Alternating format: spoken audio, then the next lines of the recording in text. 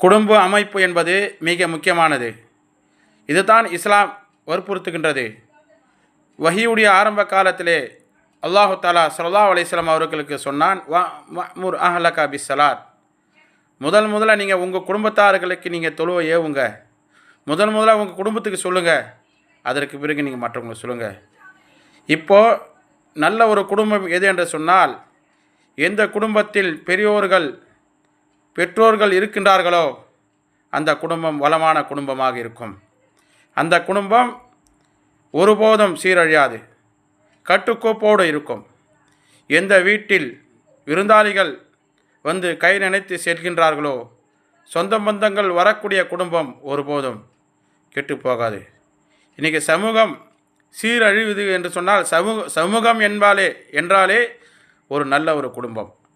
இந்த நல்ல குடும்பம் அமைப்புக்கு